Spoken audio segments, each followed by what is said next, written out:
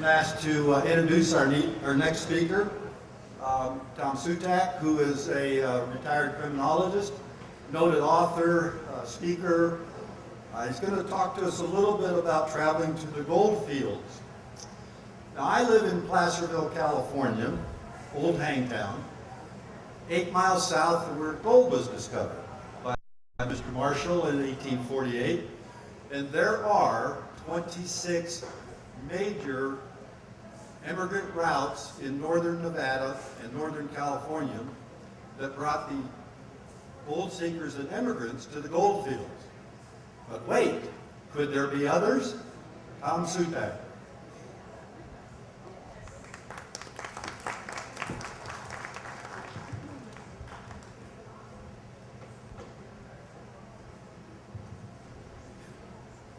Thank you. First of all, I have good news and better news. The good news is that Kevin Henson just gave the first 45 minutes of my presentation. The better news is I only have 45 minutes to go, which means we'll be able to make lunch. So thank you very much, Kevin.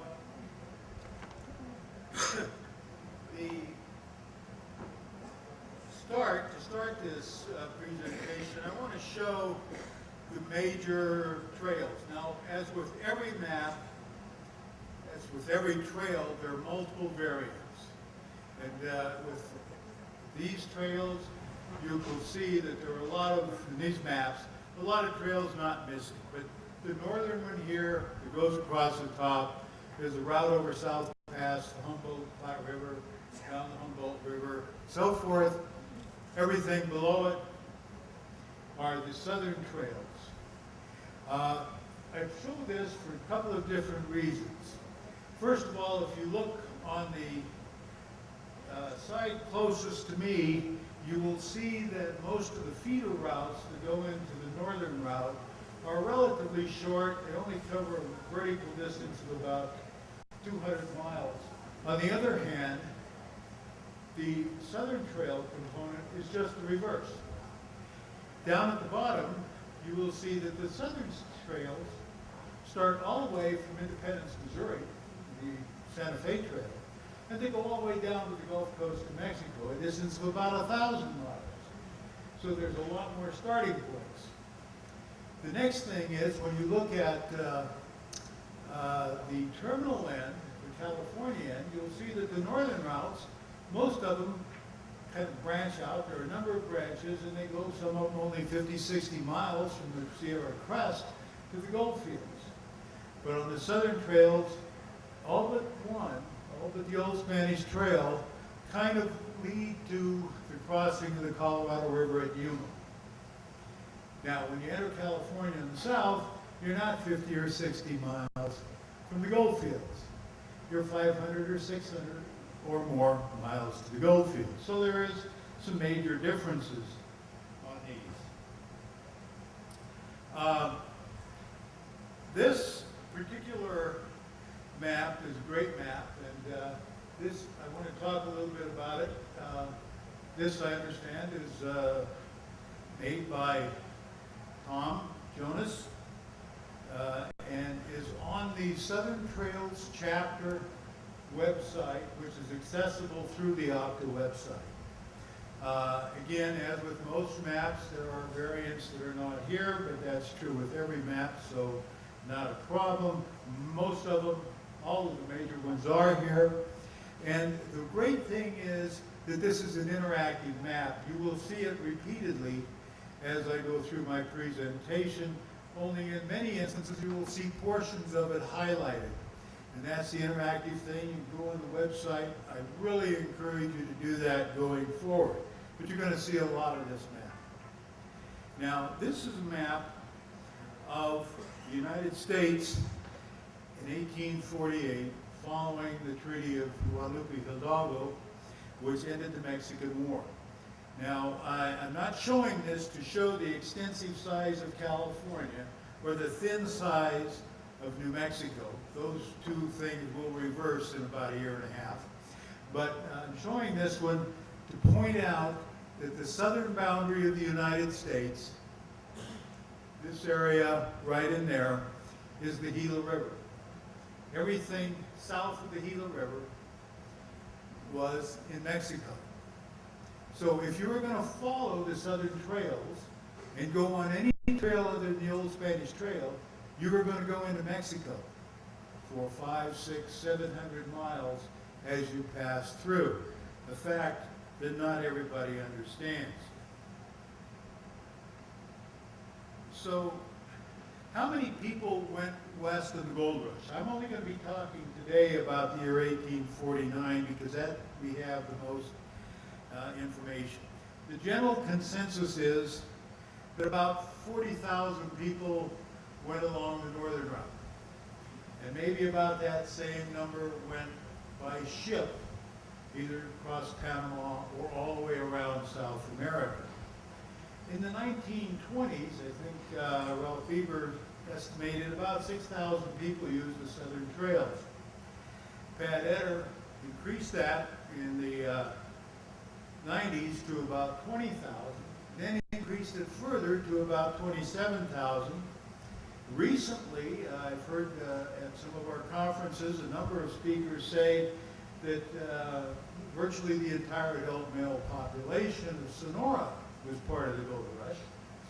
And there were quite a few. Carrie Gibson, in her book published this year, El Norte, says that 15,000 gold seekers traveled to California. Well, you kind of add all this up, and it looks like it's at least 40,000, maybe more. So essentially, the southern trails approximate the northern trails in the gold rush in 1849, a fact that is not recognized by many people. The southern trails just don't get the respect that they deserve.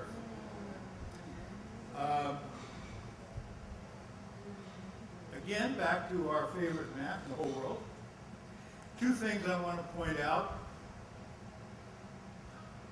All of these trails kind of head over here to this point, which is the crossing of the Colorado River at Yuma. And then there is a kind of a bottleneck area that extends for 100 miles or so, and I'm going to be talking about that bottleneck right up in this area in here. But first of all, this picture is of the Colorado River taken on June the 17th of this year, about 2 miles south of the bridge in Moab, Utah. The river was officially in flood stage on that day. The water was going back up into the meadows just outside of Moab. And this is, of course, before the Green enters it, before the San Juan, before all the other rivers downstream enter it. What did the people say in crossing the Colorado River at Yuma? Well, one person indicated that the Colorado River was 150 yards across, 20 feet deep, and moving at 7 or 8 miles an hour. Today, you're lucky if there's water to be looked at. I mean, this was, of course, 1849, before all the dams, all the diversion canals, all of the water that goes everywhere else except into the Gulf. And it's kind of adequately demonstrated by this Colorado River shot. Now, on to the bottleneck. Is there physical evidence somewhere along the route of this heavy wagon travel and other travel? Well, there is, and it occurs at a place that is quite visible on Kevin Henson's map. This is where Cook's Wagon Road was made, and I want to show it. It's called Box Canyon. In this Google Earth rendition that I have, if you look at the red line going from the far end up, that's the downhill side, the uphill side is closer to me. If you look at the red line, it goes right up the wash. That was a very old historic pack route. It's the way you would have probably gone from Sonora to Los Angeles in the year 1790. You would have come right through there. It doesn't go all the way through that canyon because right in the middle, there's a circle. There's about an 8-foot dry waterfall. Way too precipitous for either wagons or mules or people to even climb. The yellow line approximates the route of Cook's Wagon Road. The red line, not in the wash, approximates the pack trail that existed up until the arrival of the Mormon battalion. So what did Philip St. George Cook say about this particular area when they got there? Well, first of all, he says to get through that canyon before the road parted the wash was too narrow for wagons to pass. So they used axes to chop the sides of the canyon back in at least one, maybe as many as 3 different places. It's hard to tell today because it doesn't exist. He also says that while that was being finished, he went up and there was a hill to be ascended, and you couldn't go through the wash because of that dry fall. There was a hill to be ascended, and up on that hill was a great rock to be broken.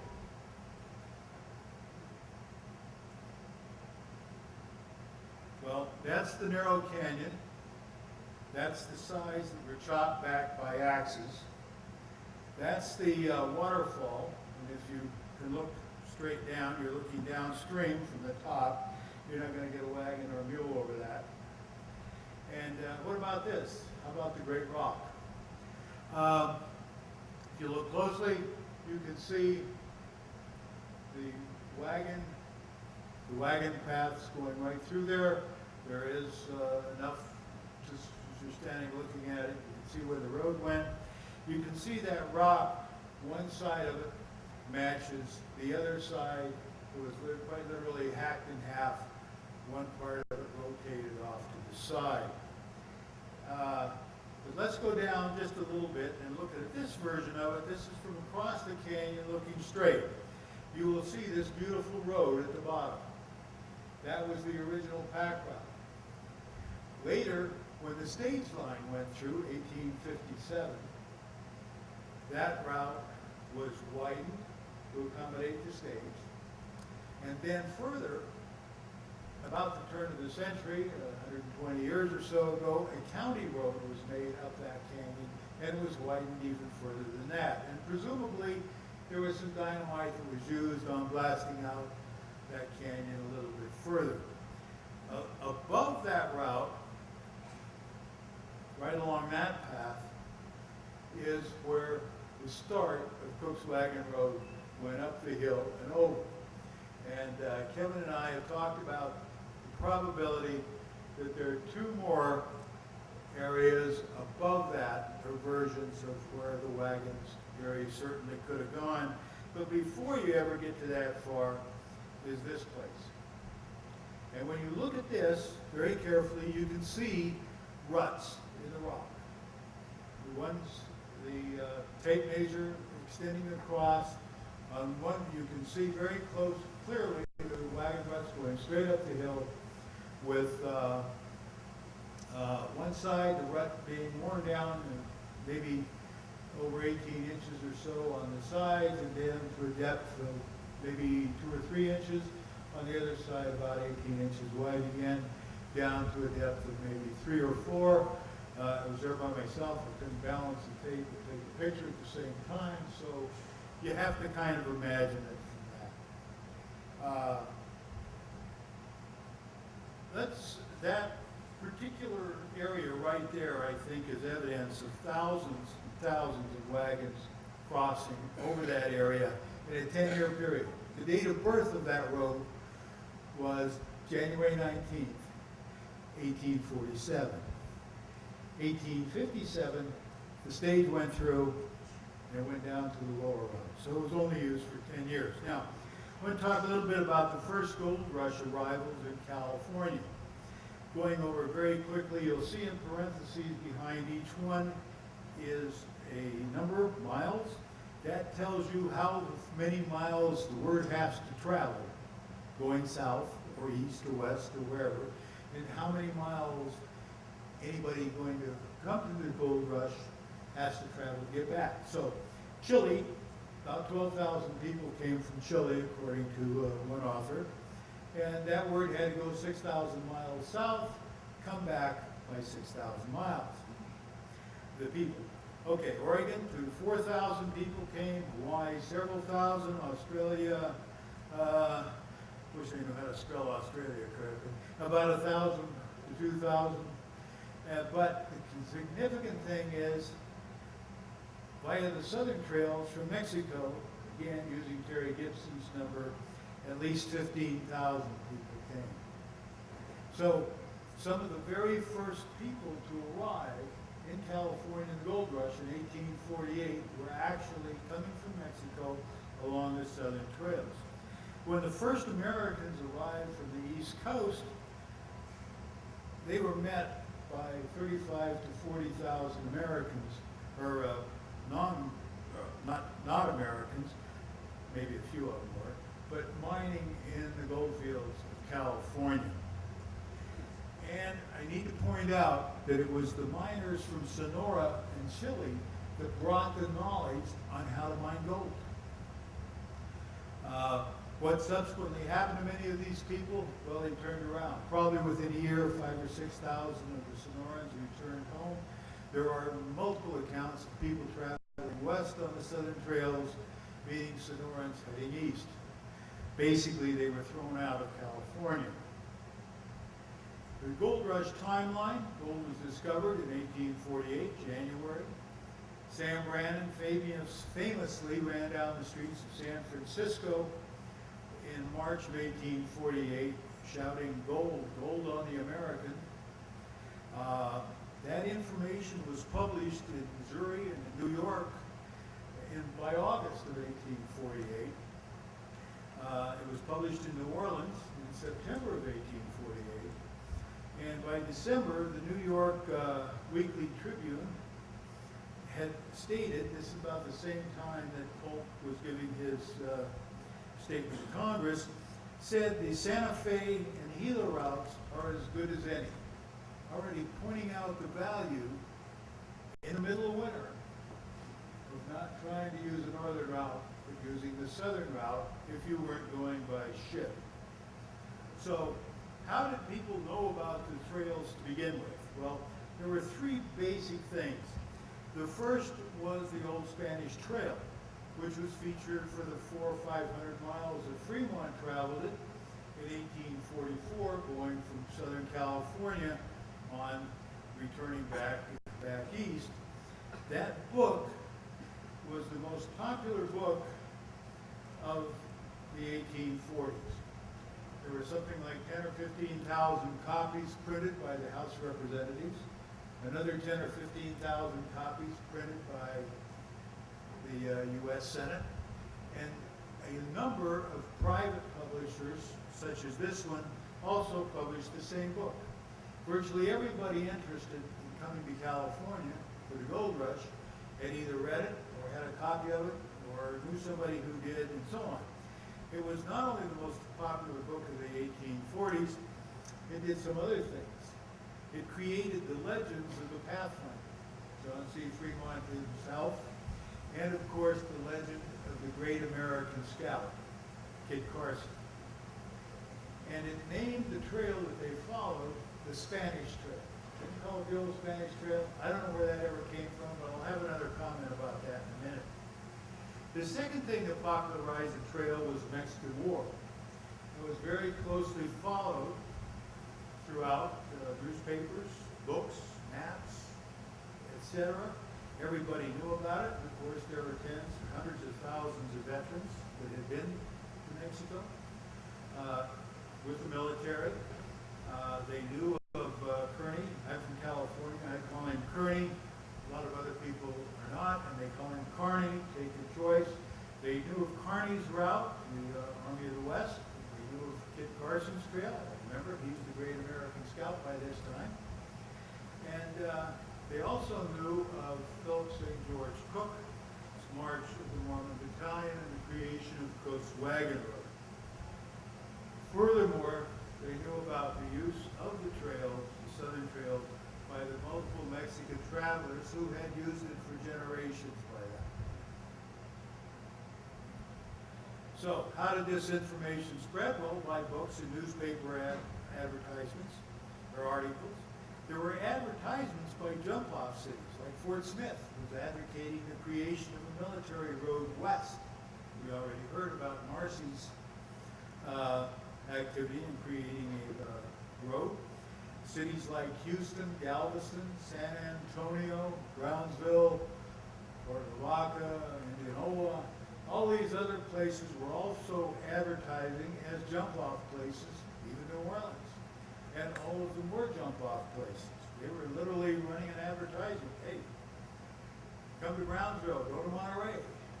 Advertisement in New York City, for example.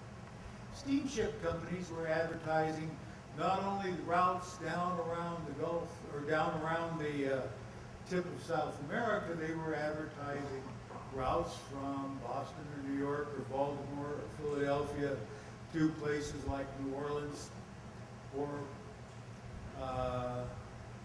Indianola or Galveston or even ports on the Gulf Coast of Mexico. And finally, word of mouth. So the information of the Southern Trails spread wide and far.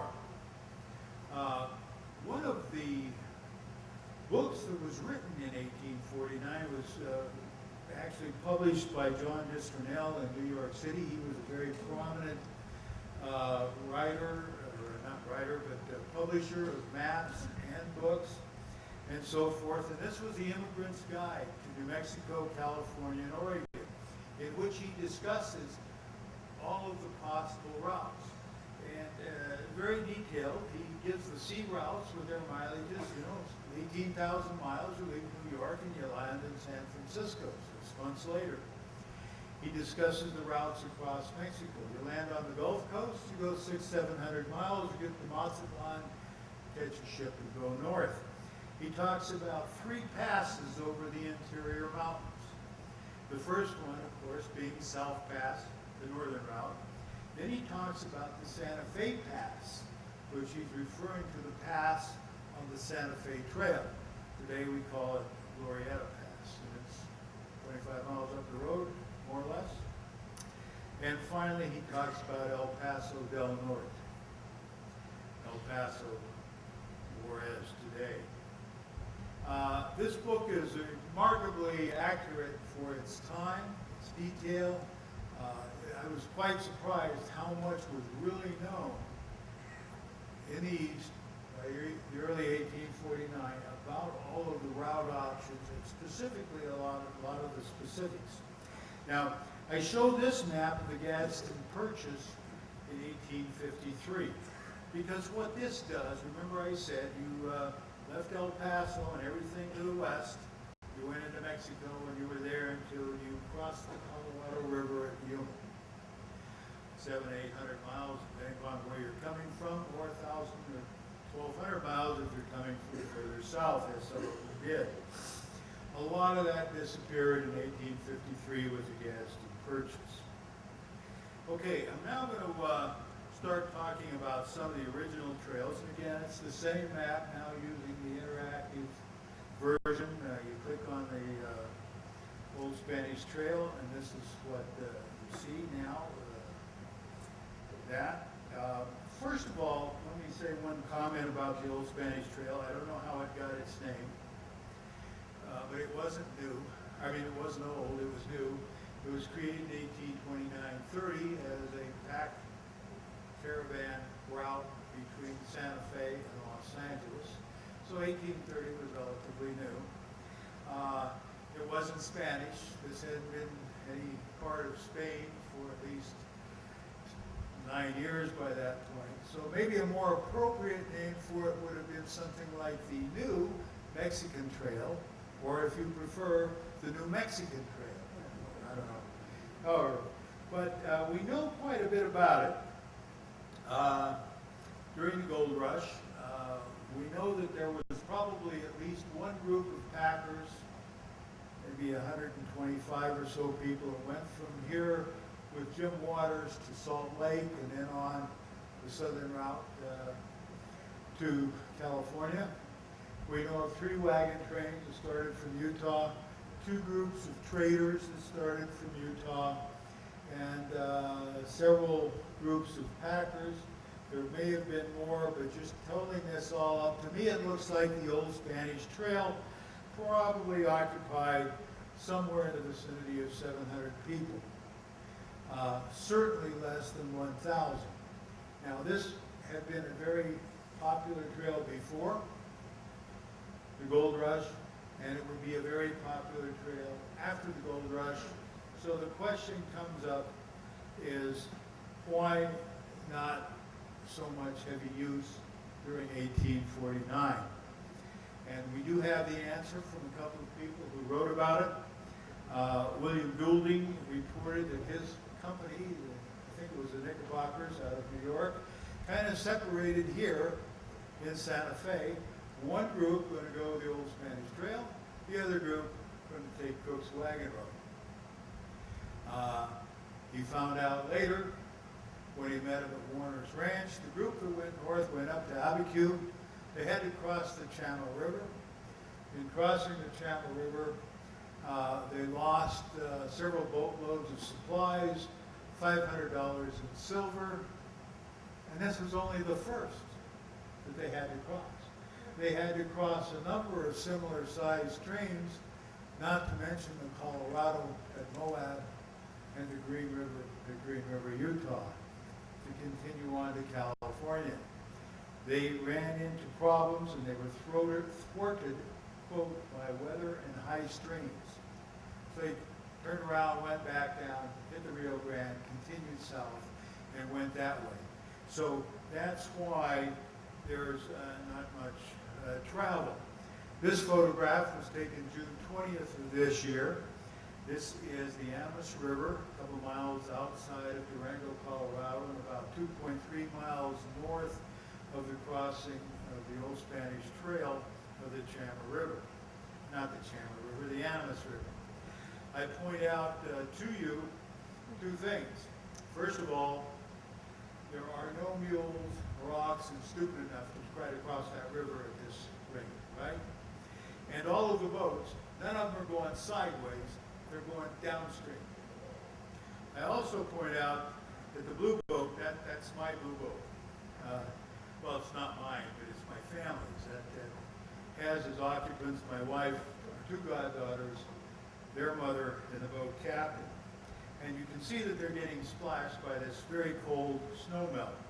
I have no idea why they look so happy getting splashed by all that water, but that's the way it was. Okay, the Southern Immigrant Trail to California, this is in effect Cook's Wagon Road, and you can see it going all the way across, down just as Kevin was explaining before. There are one area that I'd like to point out, and that is right in this area here. After they get off Guadalupe Pass, they come down there, it's Rancho San Bernardino. They continue west until they hit the San Pedro River. They go up the San Pedro River and they hit the Battle of the Bulls, which is a whole different story. Kevin will tell you about that. They go up to San Pedro, over to Tucson, and then along that very dry stretch between Tucson and the People villages, along the Gila to about Yuma. A year or so after they made that trail, Major Graham kind of came down the same area, but this time, same place, the San Pedro. He doesn't go to San Pedro, he continues on to the Santa Cruz River. It goes north through several villages. Now, this is a very good point place to point out at this time that along the northern route, unless you happen to go into Salt Lake City or maybe be able to get some stuff at Fort Hall or so forth, it was maybe Fort Laramie, there was not a lot of supplies, food, spare livestock. There wasn't much along that route at all the way until you got to Johnson's Ranch in California, Central Valley, right outside of Sacramento, or went to the goldfields directly and didn't need it. Not so along the southern trail. There were multiple places, and this is a good example of it. Along the Santa Cruz River, there were inhabitants, there were villages, there were some very prominent places that existed there for decades, many decades. You could be out in the middle of the desert and come across a rancho that has peaches for sale. Maybe you're going to sell you grain, you can get corn, you can get flour. And there were a lot of these places up and down these trails. There were a lot more supplies available along the trails. Many places you could actually get mules, oxen, wagons, and even medical services in Mexico. So it was not like on the southern trails, many places it was not like the northern trails. This is the Gila River Trail. This has actually got two parts to it. The first part is a pack route, and that's the route followed by Kearney, or Kearney if you're from California. And it is a very rough, very difficult route.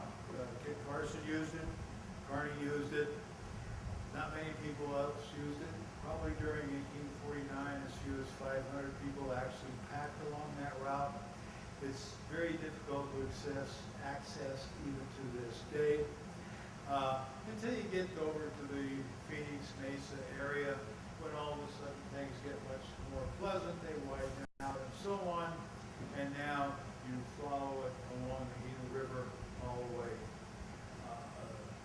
to your destination. There are a number of trails through through Texas, and we'll talk about a couple of them. We heard from Dave Miller about Marcy's Road here. That was something that Fort Smith had been advocating for many years, several years anyway. But you'll notice that usually all of these have specific cities that they kind of start from. They all kind of go to El Paso or Santa Fe.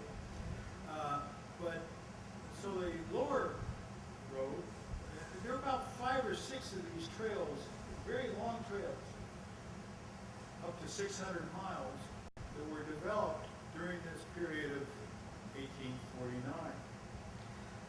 Very active in the trail development. Many of them developed by U.S. military troops. The lower route kind of serviced the area around the coast, Puerto Vaca, Indianola, and so forth, up to San Antonio, on to El Paso. Not to be outdone, of course, Houston and Austin wanted their road, so they got the upper road. Doing exactly the same thing from the coast to El Paso, and on it goes. Finally, we come to the Apache Pass route.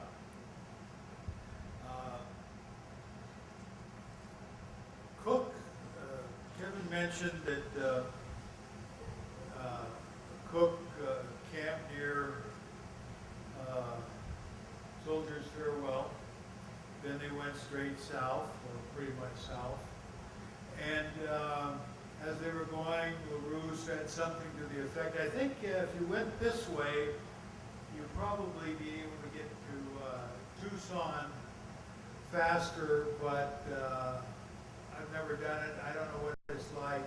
You don't want to screw around developing a new route that far with this many people, and we don't know what the conditions are with the Apache out there. So put that in the back of your mind, which he did. And resurfaced in 1849 with the arrival of John Coffee Hayes. Jack Hayes had attempted to pioneer, I think, the upper road in Texas unsuccessfully, but found out enough information so that it was successfully developed shortly thereafter. But he went to that same place, and while he was there, he encountered, now remember, he's in Mexico, right? Remember also that Jack Hayes had spent most of the last 12 years fighting the Mexican army. First of all, in Texas, as representative of Texas. After that, as a member of the United States military during the Mexican War. So he's starting across, or about to start across, and he encounters a Mexican military unit under a general named Jose Maria Elias. What's going to happen? Well, Elias says, good idea. I'll tell you what, there's a route straight across. I'll give you 2 of my sergeants to be your guides. He did, they did, off they went, and they pioneered Apache Pass, which was not extensively used in 1849. There were packers with Hayes, there were a couple of groups of wagons following behind him immediately. They opened up this route. So why is the Mexican general creating a friendship with a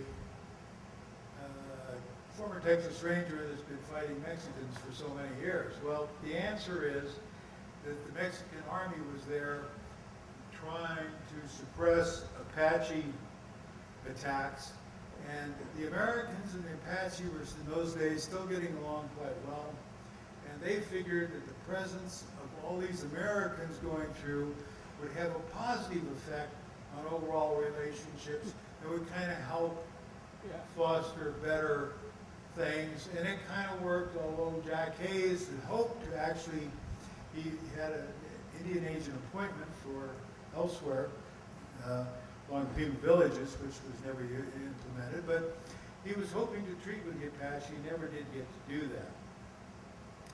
So,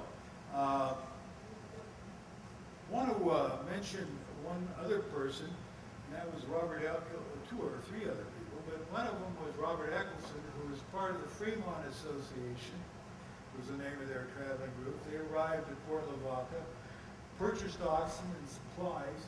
They had previously obtained wagons in New Orleans. Now you couldn't easily do that on the northern route. You could, but the prices were pretty exorbitant. And once you left St. Joseph or Council Bluffs or Independence, things got pretty tight pretty fast. But anyway, Eccleston followed Major Jefferson Van Horn, who was traveling with 275, with a number of troops, 275 wagons, many civilians, several thousand head of cattle en route to El Paso in an effort to open up a new road. Eccleston himself, his group had 100 wagons. When they got to El Paso, they found another 400 wagons sitting there with American families preparing to head west. So a couple of things here. Here's all total about 800 or 900 wagons. Add that up, that's 3,500 people probably, or more, all getting ready to go, all being outfitted as they have already traveled hundreds of miles along the trail heading west. So it was pretty much a active area. We've already heard about the Janos Road from Kevin. This was used extensively. It was feared by the Mormon Battalion, as he said, but no problems. Since he talked about it, I'm not going to talk about it much. I will talk about this route, and specifically talk about John Woodhouse Audubon, who Kevin also mentioned. Audubon actually, if you look at the map, started down here by Brownsville, went over to Monterey, went up through Mexico. This was a very common route. You go all the way up through Mexico, Mexico. There were some that who went up to Chihuahua and then on up to the El Paso area or the other road. There were others like Audubon who continued west, went all the way up to Altar, up in here. Then there was a path, a road that they developed, or maybe it had already existed, that went north from there through the Santa Cruz River. They went up there onto the Pima villages. So there were all kinds of these routes, many of which went through Mexico and through major cities in Mexico like Monterrey and Chihuahua. So the last one I want to mention is the Mother Road of New Mexico and all things Santa Fe. And that's the El Camino Real de Tierra Adentro, which you thought Route 66 was the Mother Road. Now, this was the Mother Road.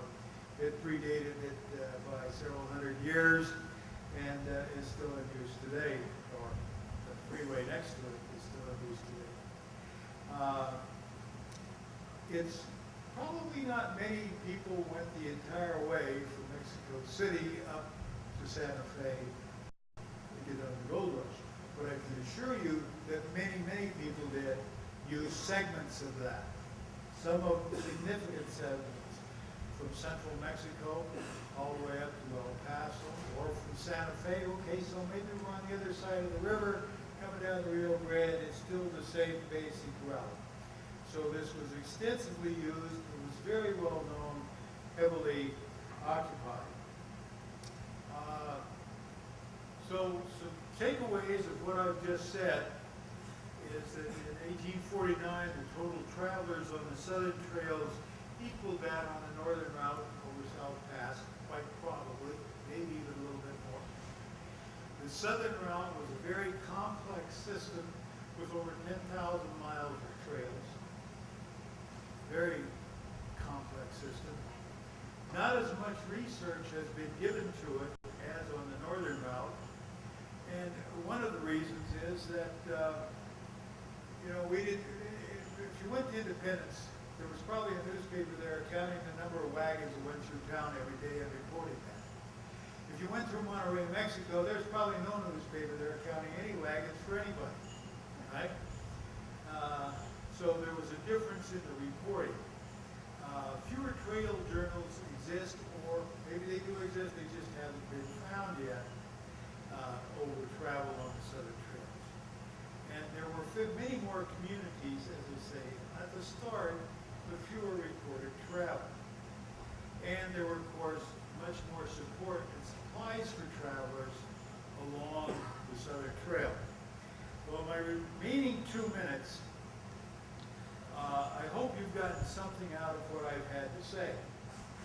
So I want to now ask for your help. And I don't know, there might be one or two of you in the room that will help me with these two people. So I have two questions. You know, if you do know somebody, or if somewhere in your research you run across somebody, please let me know and I'll tell you who they are and why they count. The first person I'm looking for is named Antonio. He was a guide for the 1849 Independent Pioneer Company that went from Salt Lake down to Los Angeles. And that's about 700 miles, the last 500 miles of it along the old Spanish Trail. Vincent Hoover, in his journal, says that Antonio was a Santa Fe trader. Quote, Santa Fe trader. We don't know if that means he traded between Santa Fe and Los Angeles, or Santa Fe and Salt Lake City. This connection was made in Salt Lake City. Or if he was from California that traded to Salt Lake City, or California that traded to Santa Fe. All we know was he was on the old Spanish Trail. Probably had traveled it, was not in command because he had a little trouble finding water or camping at the right place. He might camp 10 miles short of water where somebody that that experience, the leadership role would be able to get to one. So what I'm looking for is some reference. If you see a reference that in 1848, Antonio and 20 companions left for Los Angeles in some journal or account or letter here in Santa Fe, let me know. That might be my guy. I don't know if it is or not. And the second thing I want to talk about is D.G.W. Levitt. Him, for sure, we know was in Santa Fe. Why do we care? Well, someplace many miles from here in the desert, along near a variant of the Old Spanish Trail, is a series, we think, of graves. And there is one comment about those graves, maybe. William B. Loring in 1849, August 21st, attended a conference at the Bowery, or a talk at the Bowery, Salt Lake City, where they were talking about traveling down to California with Jefferson Hunt, the wagon train. And somebody at that said that in 1848, veterans of the Mormon Battalion traveling north on the Old Spanish Trail from San Diego to Salt Lake City came across the remains of a massacre, and they, quote, buried their bones. No other report exists anywhere, none in any of the LDS church records, none in any battalion members' diaries, reminiscences, journals, nobody. The great historian Dale Morgan was looking for Levitt. We know that Levitt tried to lead in 1846 or 7 1,000 people from Fort Smith to Southern California. By the time he got here, there were never 1,000 people never showed up. Maybe 20, 15 showed up. He's going anyway. The last time he was heard from was in Santa Fe in a letter that he wrote from here in 1846. Last we ever heard from him. So, if, again, somebody from Santa Fe is reading some old letter or something else that mentions that this guy Levitt's heading west, let me know. Do appreciate it. Thank you very much.